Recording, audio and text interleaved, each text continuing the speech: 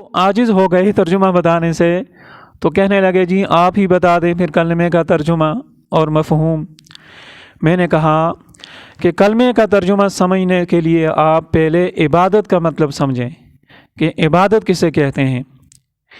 इबादत कहते हैं वो ताज़ीम जिसके पीछे दो नज़रिए हों, हर वो ताज़ीम जिसके पीछे दो अक़ीदे हों, दो नज़रिए हों।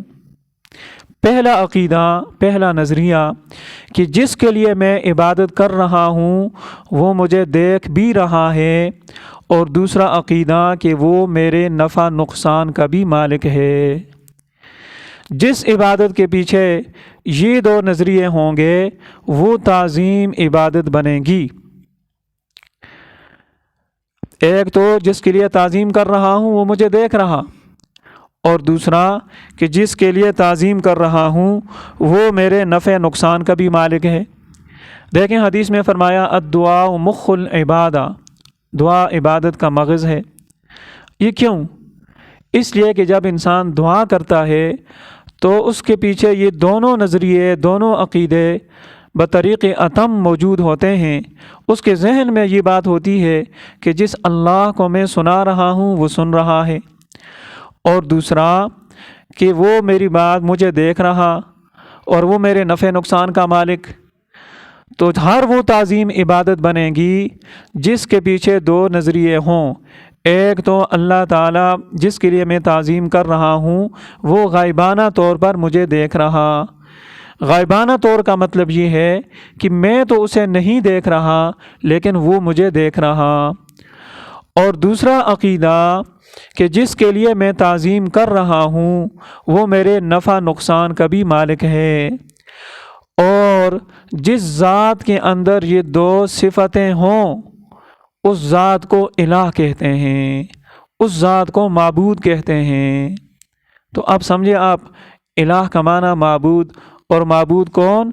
जिसके अंदर ये दो सिफ़तें हों, गायबाना तौर पर देखे भी और दूसरी बात कि नफ़ा नुकसान का भी मालिक हो।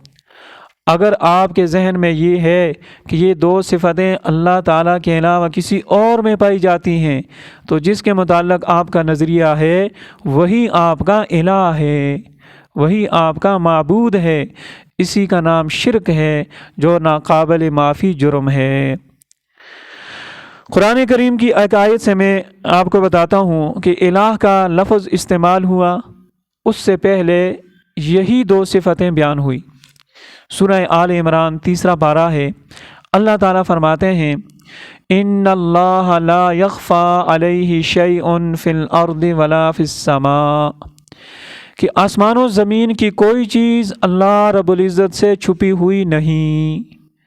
हासिल क्या हुआ कि वो गायबाना तौर पर हमें देख रहा। जब कोई चीज़ आसमान और ज़मीन की छुपी हुई नहीं है तो मैं भी एक चीज़ हूँ, मैं भी अल्लाह ताला से छुपा हुआ नहीं हूँ। फिर आगे फरमाया हुवल्लज़ी युसव्विरुकुम फ़िल अरहाम कैफ़ यशा, अल्लाह ताला वो ज़ात है जो जैसे चाहता है रहम मादर में तुम्हारी शक्लें बनाता है। हासिल क्या हुआ कि तुम्हारे नफ़ा नुकसान का भी मालिक है। ये दो सिफ़तें बयान करने के बाद अल्लाह ताला ने फरमाया ला इलाहा इल्ला हू। जब ये दोनों सिफ़तें अल्लाह ताला की ज़ात में पाई जाती हैं तो फिर मानो ना कि अल्लाह के अलावा कोई इलाह नहीं। तो ये हुआ कलमे का तर्जुमा।